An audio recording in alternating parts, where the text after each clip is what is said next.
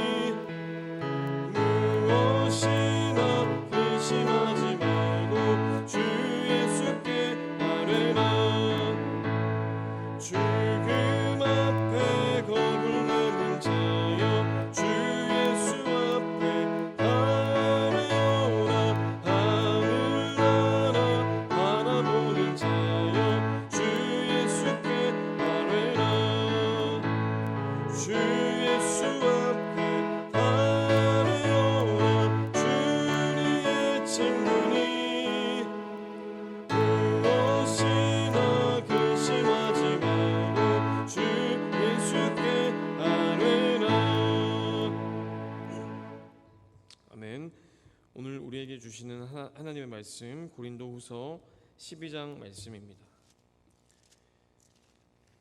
고린도후서 12장 1절에서 10절까지의 말씀입니다.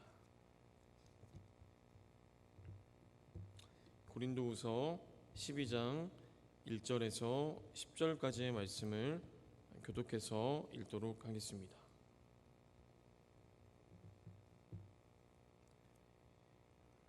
무익하나마 내가 부득불 자랑하노니 주의 환상과 계시를 말하리라.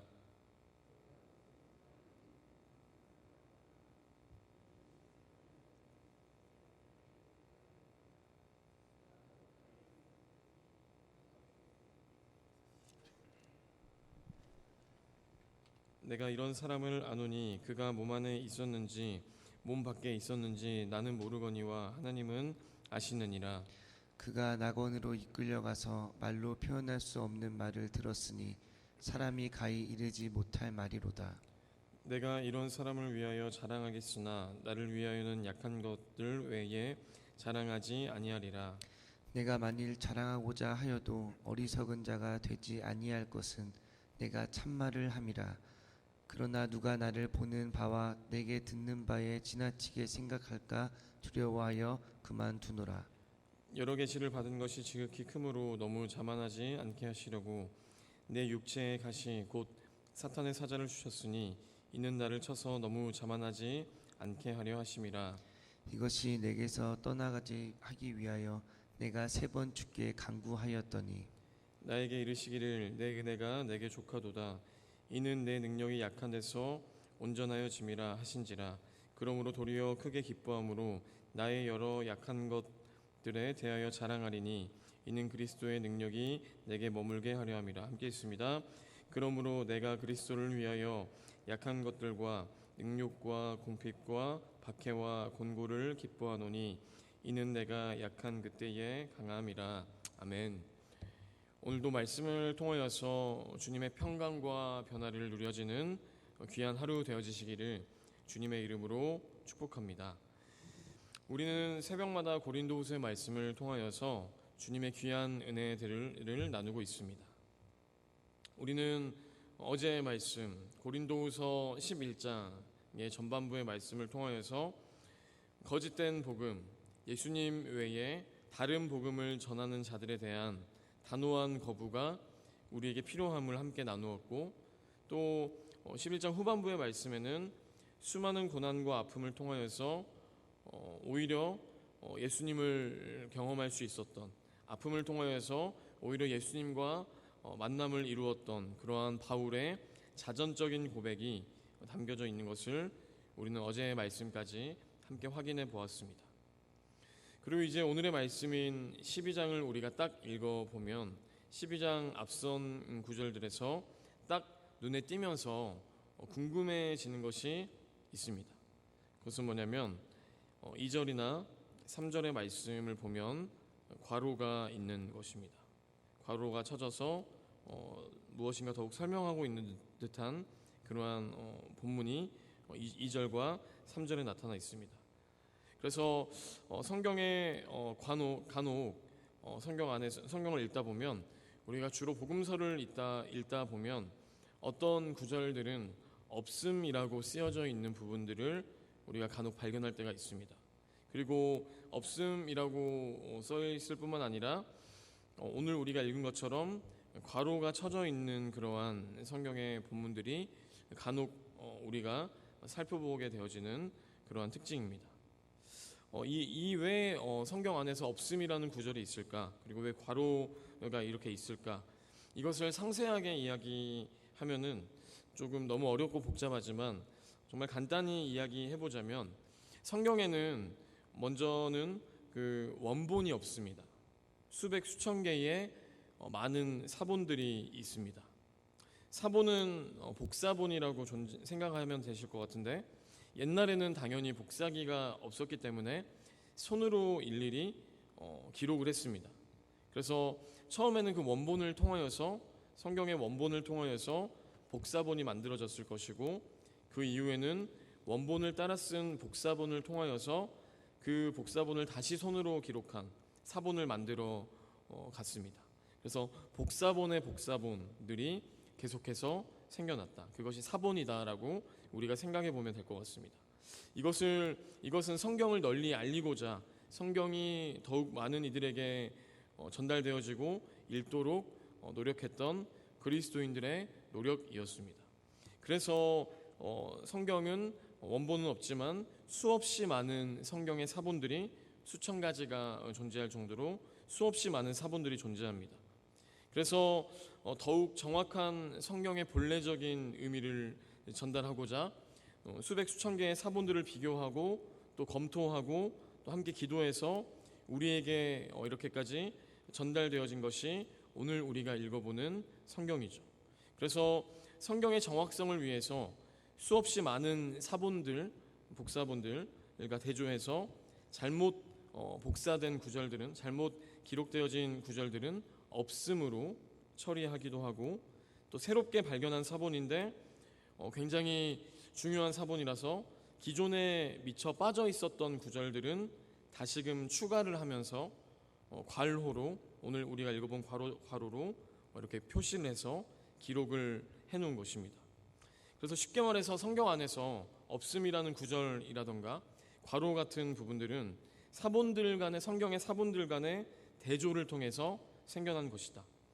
더 쉽게 좀 간단하게 이야기해 보자면 믿음의 선조들이 우리가 더욱 정확한 하나님의 말씀을 읽을 수 있도록 최선을 다한 그 노력이 바로 이러한 과로라든지 없음이라든지 이러한 부분들이다.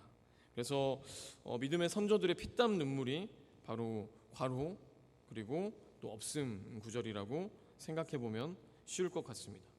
그래서 오늘 말씀 12장의 말씀으로 넘어오면 12장 1절을 보면 바울은 이렇게 말을 시작합니다. 무익하지만 부득불 내가 자랑한다라는 것입니다. 무익이라는 단어가 눈에 띄고 또 부득불이라는 단어가 눈에 띕니다. 무익이라는 것은 유익이 없다라는 것이죠. 그리고 부득불이라는 것은 하지 않을 수 없어서 어쩔 수 없어서라는 그러한 의미입니다. 그래서 좀 풀어서 이야기해보자면 바울은 1절에서 이렇게 선포를 하는 것이죠.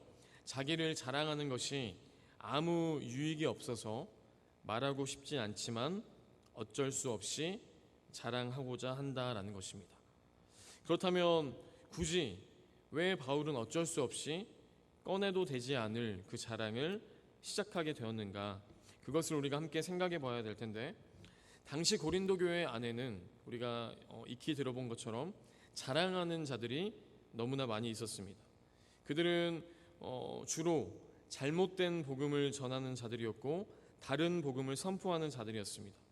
그래서 그들은 보통 철학자들, 헬라의 그러한 철학자들, 거짓 교사들이라고 할 수 있는데, 그들의 특징을 우리가 앞서서 자주 살펴보았지만 그들의 특징을 다시 한번 좀 이야기해 보자면, 그들은 자신의 업적을 자랑하고 어떠한 지식적인 뽐냄도 있었고 또 어떠한 영적인 체험과 신비한 경험들에 대한 자랑을 자주 하던 사람들이 고린도 교회 안에 있던 거짓 교사들, 정말 헬라 철학자들, 잘못 다른 복음을 전하는 그러한 자들이었습니다.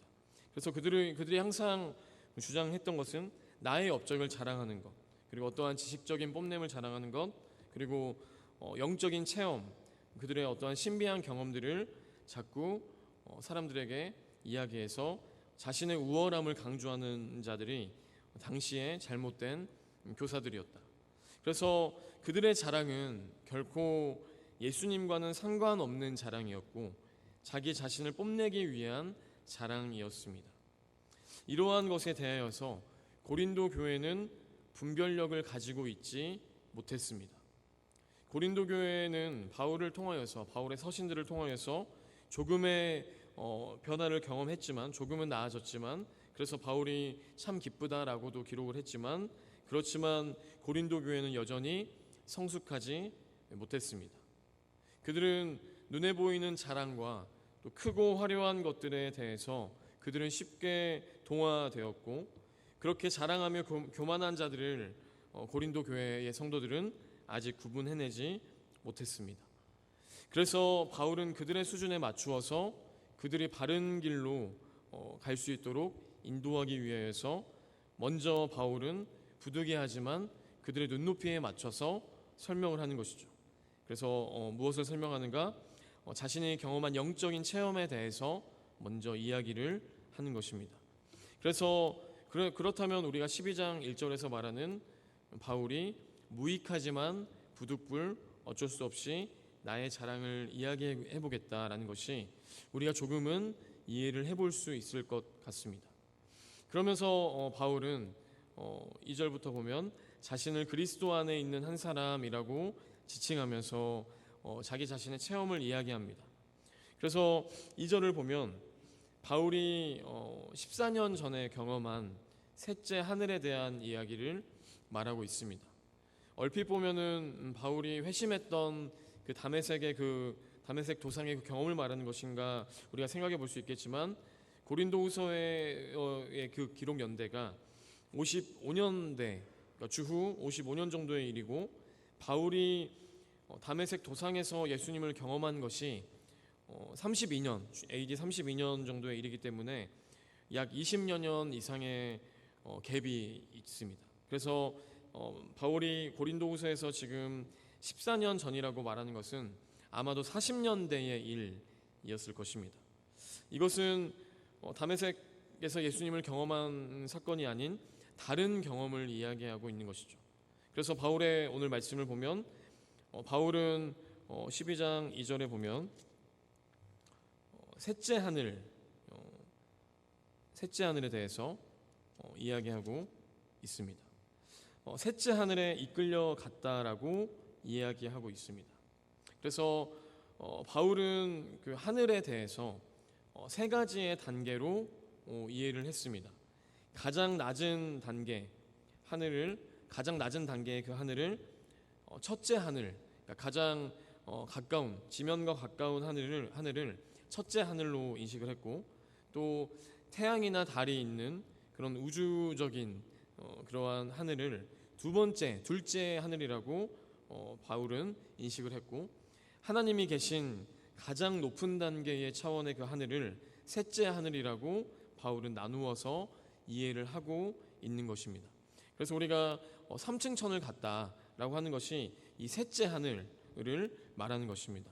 그게 뭐냐면 셋째 하늘은 하나님의 임재를 경험할 수 있고 하나님을 만나고 하나님을 경험하는 그러한 장소를 상징적으로 나타내는 것이 셋째 하늘이다라는 것인데, 바울은 오늘 말씀을 통하여서 자신이 셋째 하늘을 통하여서 이끌려가서 하나님의 임재를 경험하였다라고 오늘 말씀에서 이야기하고 있습니다. 그래서 바울은 그토록 하나님의 임재를 직접 경험했을 정도로 너무나 큰 하나님의 환상과 계시를 경험했지만 바울 자신은 그것을 결코 자랑으로 삼지 않겠다라고 이야기하고 있는 것입니다.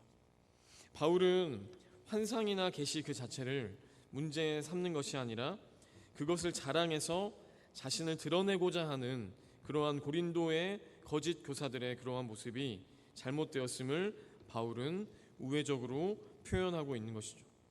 그래서 바울은 5절과 6절의 말씀을 통하여서 큰 일을 통하여서도 일하시지만 오히려 연약함 속에서 일하시는 하나님을 우리가 자랑할 수 있어야 된다라고 선포하고 있습니다. 그러면서 7절에 보면 바울은 자신의 그 육체의 가시에 대해서 이야기하고 있습니다. 이 육체의 가시가 정확히 무엇을 말하는지는 바울이 더 상세히 이야기하지 않았기 때문에 우리는 알 수 없지만, 혹자는 이것이 바울의 어떤 개인적인 질병이라고 생각하기도 하고, 또 혹자는 바울이 경험하고 있는 그러한 박해와 고난과 아픔을 의미한다라고도 이야기합니다. 우리가 이것이 무엇인지 정확히 알 수는 없지만, 아무튼 바울이 자신이 가지고 있었던 이 가시를 위해서, 이 가시라는 그 어려움을 위해서 바울은 3번이나 주님께 기도를 했는데, 주님은 그때에 이렇게 말씀하시죠. 9절에서 이렇게 말씀하십니다. 나에게 이르시기를 내 은혜가 내게 족하도다. 이는 내 능력이 약한 데서 온전하여 짐이라 하신지라. 그러므로 도리어 크게 기뻐함으로 나의 여러 약한 것들에 대하여 자랑하리니 이는 그리스도의 능력이 내게 머물게 하려 함이라. 약한 데서 온전함을 경험한다라는 것입니다.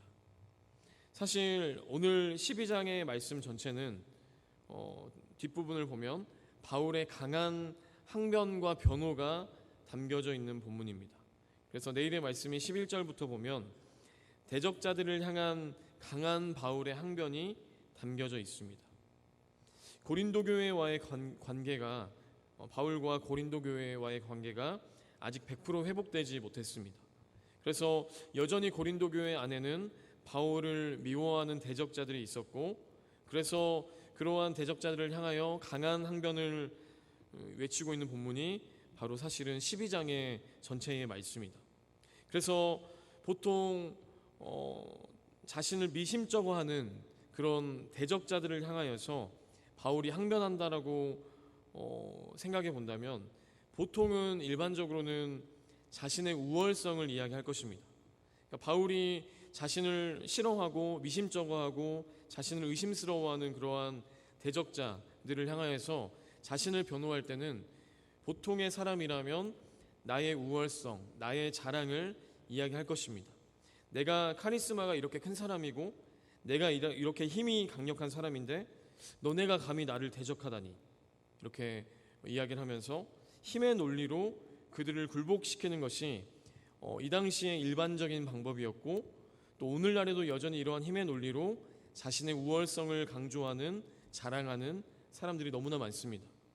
그래서 보통의 사람이라면 내가 이것을 가졌고, 내가 이런 것도 할 수 있고, 내가 이렇게 열심히 하고 있으니 내가 너보다는 훨씬 낫다라고도 말할 수도 있는 사람이 바울입니다.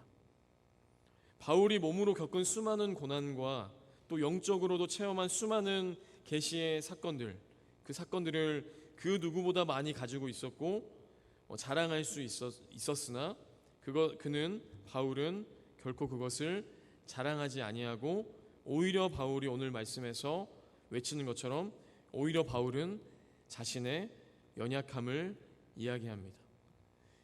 그리고 연약함 속에 함께 하셨던 하나님을 바울은 선포합니다. 그래서 바울은 수없이 많은 능력과 궁핍과 박해와 곤고를 아무리 당하더라도 그것이 주님을 위한 것이라면 기뻐할 수 있어야 된다라고 선포하고 있습니다. 그래서 오히려 그 연약함으로 인하여서 우리는 강함을 얻어야 된다라고 바울은 담대히 선포하는 것이죠. 저는 오늘 말씀을 읽으면서 고린도후서의 앞선 본문에 나왔던 질그릇에 담긴 보배라는 이 구절이 기억이 납니다. 보배가 없는 사람들은 그릇이라도 예쁘게 꾸미곤 합니다. 그릇을 화려하게 해서 그것을 모든 수단을 통해서 나의 그릇을 자랑하고 사람들에게 나타냅니다. 진짜 보배를 가지지 못한 자격지심으로 인하여서 그릇이라도 자랑하려는 것입니다. 그러나 아무리 그릇이 예쁘고 화려하다 할지라도 그 안에 담겨져 있는 것이 아무것도 없다면 그릇은 그 기능을 상실합니다. 반대로 당시에 정말 하찮게 여겨진 질그릇, 정말 일회용품처럼 사용되어진 당시의 그 질그릇이라 할지라도 그 질그릇 안에 보배를 담고 있다면 그것은 무엇보다 아름답고 가치 있는 그릇이라고 할 수 있는 것입니다. 우리의 현재의 삶의 모습이 바울이 이야기했던 것처럼 연약하고 궁핍하고 어려움 가운데 놓여 있다고 할지라도 예수님이라는 보배를 가진 이로써 삶의 긴 이 경주 속에서 우리는 잠시는 넘어질 수 있고 잠시는 쓰러질 수도 있겠습니다. 그러나 우리가 이 믿음의 긴 여정을 결코 포기하지 않을 수 있는 그 이유는 우리보다 이 길을 먼저 가신 예수님께서 우리를 언제나 다시금 일으켜 주시는 분이시기 때문에 우리는 다시 일어설 수 있는 것입니다.